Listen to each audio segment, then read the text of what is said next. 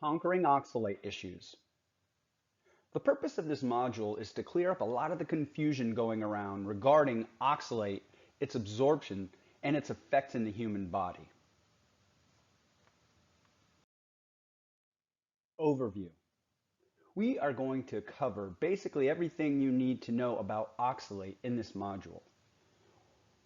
We'll be discussing the problems with a long-term oxalate diet. I do believe that there is tremendous utility in a low oxalate diet, but I would look at it in the same way that I would look at a low FODMAP diet or a specific carbohydrate diet, a way to manage symptoms and tame down inflammation for a little while, but then eventually you're going to have to move forward increasing the amount of oxalate in your diet. Of course, this will be specific to the individual and their genetic and environmental circumstances. We'll cover oxalate exposure in the blood, which is determined by two primary factors. First, endogenous production inside the body, and absorption from the gut. And we're going to zero in on both of these things, both endogenous oxalate production and oxalate absorption from the gut. Now we're probably going to go a little more in depth on the oxalate absorption from the gut because a lot of people focus on this and it's a little more complex. It varies from the stomach to the colon, and it happens via two routes primarily. Paracellular, which is most often associated with leaky gut, meaning between your cells, and transcellular, meaning it gets absorbed into your cells and then from your cells into your blood.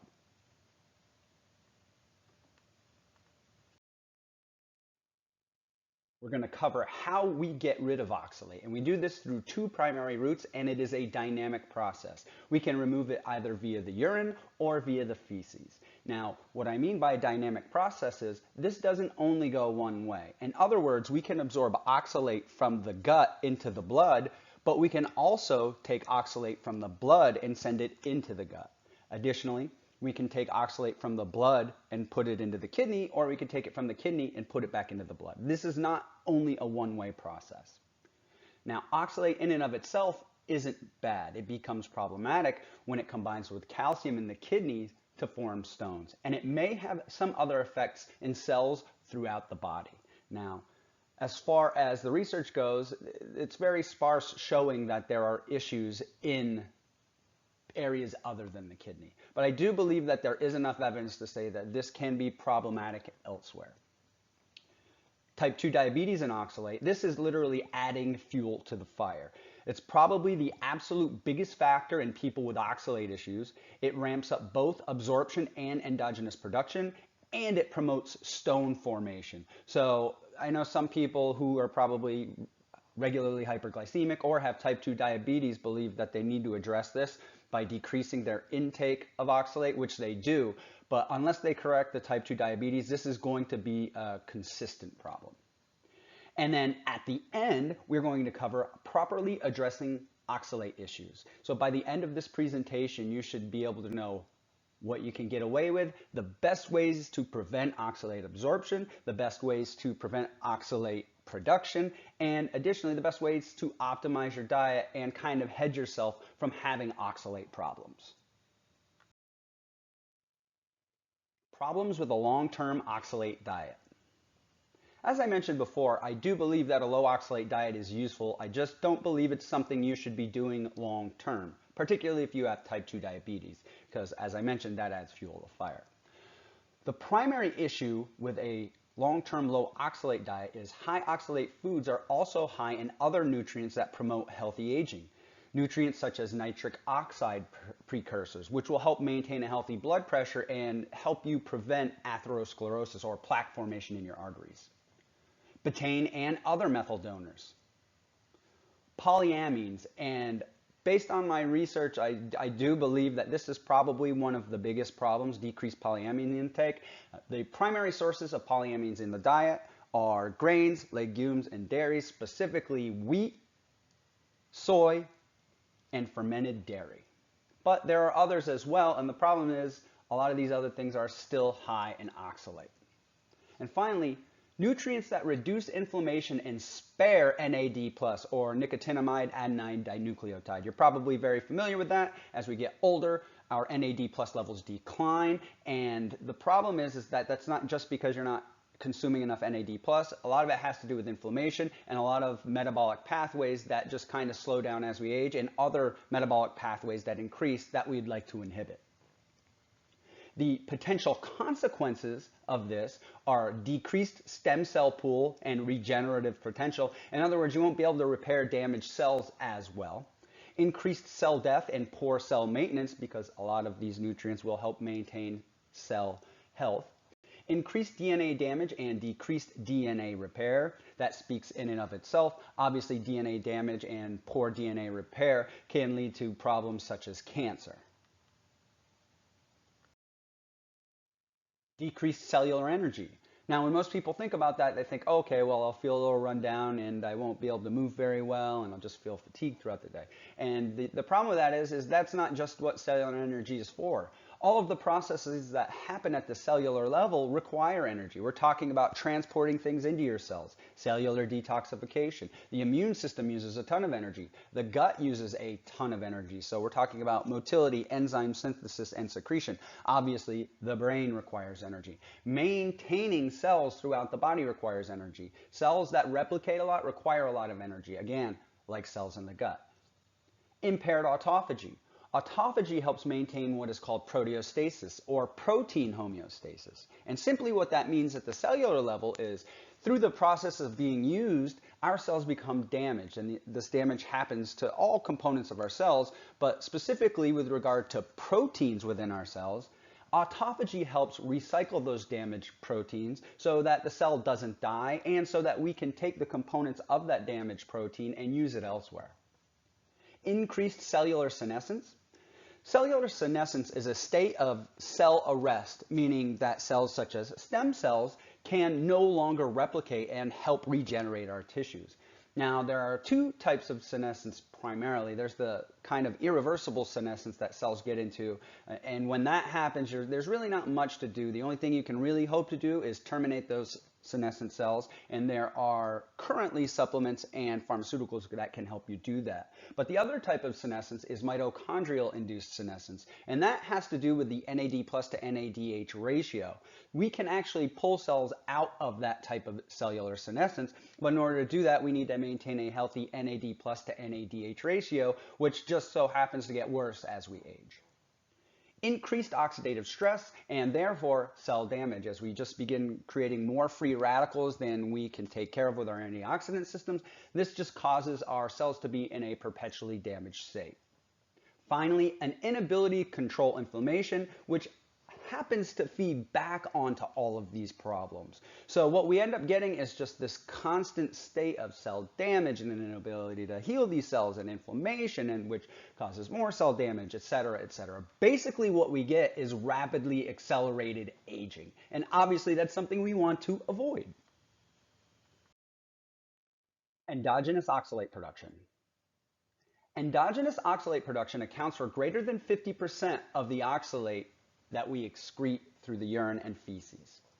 In some people, this can be upwards of 90%. This is going to be determined by genetics as well as the environmental conditions the person is under. Endogenous oxalate is made mostly in the liver, and this happens because cells throughout the body make something called glyoxylate, which is the precursor to oxalate. When glyoxylate is ejected out of our cells and into the blood, it makes its way to the liver, where the enzyme system glyoxylase converts glyoxylate into oxalate. The primary precursors for glyoxylate are hydroxyproline, which makes up about 5 to 10%, and then in trace amounts we have phenylalanine, tryptophan, glucose, fructose, pentose sugars, glycolate, and ethanolamine. Primary hyperoxaluria is caused by inborn errors of glyoxylate metabolism. In other words, glyoxylate is just rapidly converted into oxalate. So therefore, the best approach here is to decrease glyoxylate synthesis. Decreasing dietary oxalate may be useful, but it should be your secondary approach. If the error is in processing glyoxylate, you just need to make less. Secondary hyperoxaluria is primarily through increased intake and absorption of oxalate from the gut. Another big precursor of glyoxylate is something called glyoxal. Glyoxal is endogenously formed from either carbohydrate or ascorbic acid metabolism, specifically oxidation. Therefore, and under oxidative stress, such as protein glycation and lipid pure oxidation. In other words, if you have a lot of oxidative stress going in your body, you are A, going to be making more glyoxal, and B, be making more oxalate. There are also exogenous sources of glyoxal. In food, there is beer, wine, tea, coffee, yogurt, bread, rice, soybean paste, soy sauce, and oil. In the environment, cigarette smoke, smoke from residential log fires, vehicle exhaust, smog, fog, and some household cleaning products. There are other enzymes that contribute to this glyoxal to glyoxalate to oxalate conversion. Those enzymes are aldehyde dehydrogenase and lactate dehydrogenase. We have two routes of oxalate absorption: paracellular transport and transcellular transport. Paracellular transport refers to oxalate absorption from between cells. Now, this can happen passively, but primarily we're looking at things like leaky gut. In other words, when our cells aren't super tightly packed, they can allow oxalate to get from the gut into the blood. And the amount of oxalate you absorb paracellularly increases in proportion to the leakiness of the gut. Transcellular transport, on the other hand, occurs through the cells. There is some passive transport. In the small intestine and proximal colon, there is a net secretion back into the gut, but you will absorb some potentially. However, in the distal colon, it becomes more problematic because free oxalate will become absorbed unless it's bound to calcium or magnesium. You will not absorb it if it's bound to these two minerals. Longer transit times likely increase absorption by essentially increasing contact time with oxalate and the intestinal wall. Therefore, if you have constipation, this is likely to be a bigger problem for you than somebody who has normal gut motility. Elimination of oxalate.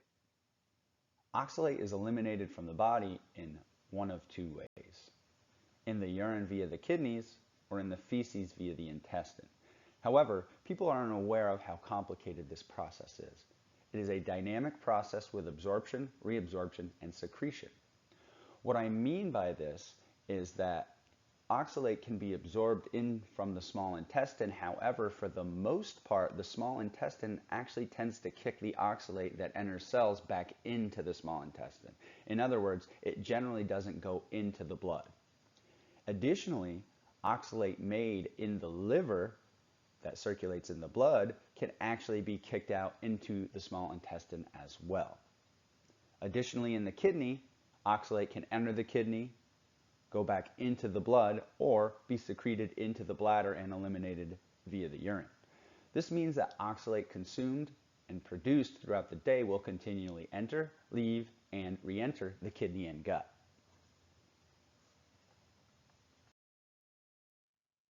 Oxalate in and of itself isn't bad. Simply absorbing oxalate isn't a big deal, nor is producing it. Most issues with oxalate are due to calcium oxalate stone formation, and this is not an automatic process. It's not as if when calcium and oxalate meet, they just kind of hook up and smash into one another and form a stone. This only happens under very specific environmental conditions, and these environmental conditions can be altered in a way that will promote calcium oxalate stone formation or prevent it. One of the primary ways that this happens is something called macrophage polarization.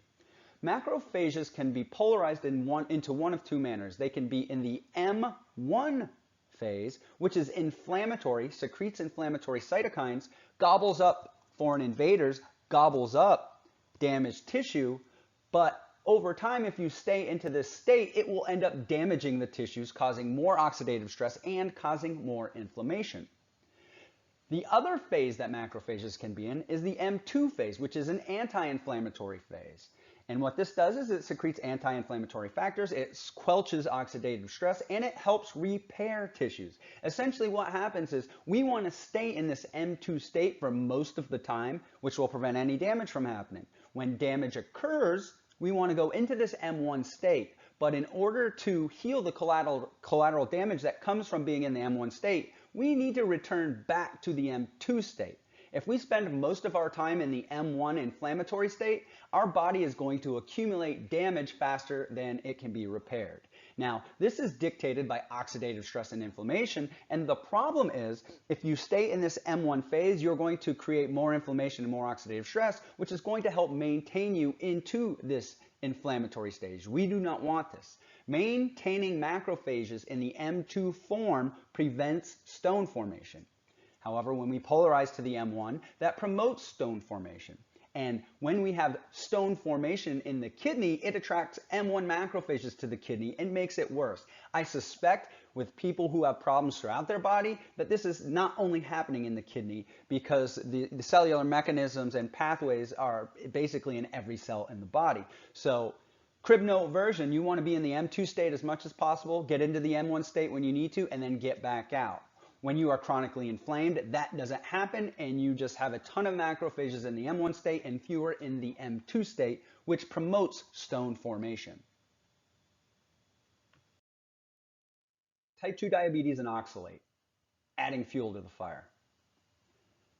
Both acute hyperglycemia and the chronic hyperglycemia that comes with type 2 diabetes are the absolute biggest problems you could have with regard to oxalate. It will increase the amount of oxalate that you make, and it will increase the amount that you absorb. It does this through increasing leaky gut.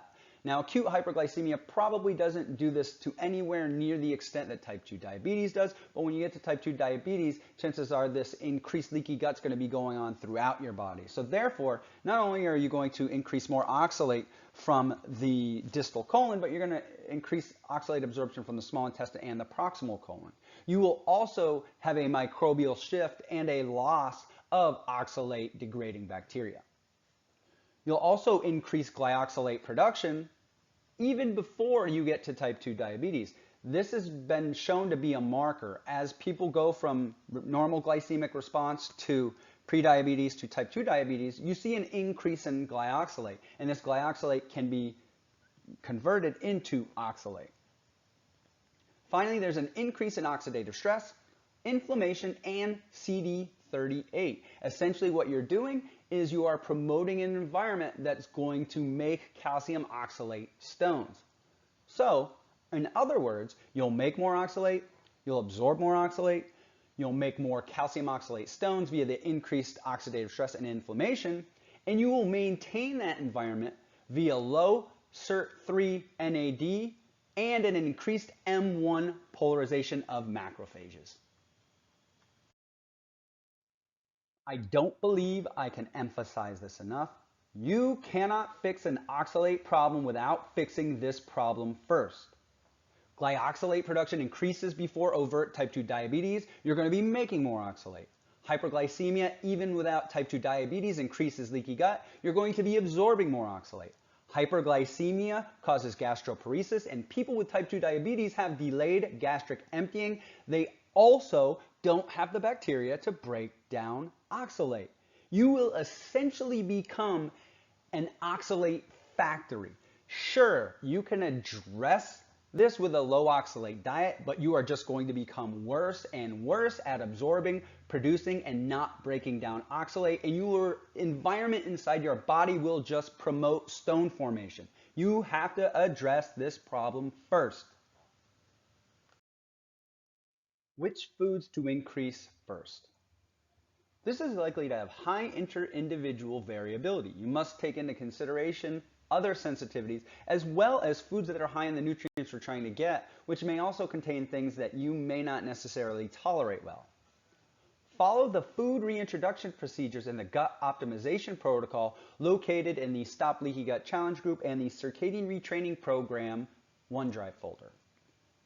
Stay tuned in the Stop Leaky Gut Challenge and Circadian Retraining Program private groups for strategies to increase diet diversity. Does this video pique your interest? Learn some things about oxalate, oxalate absorption, oxalate production, and oxalate excretion that you didn't know before? Well, you may be interested to know that there's 11 more minutes of this video, and in that 11 more minutes contains a 13-point plan to increase the oxalate in your diet without increasing the absorption of oxalate, the production of oxalate, and the formation of calcium oxalate stones. How do you get in on this? This full video is available to the people in my Circadian Retraining Program and Stop Leaky Gut Challenge.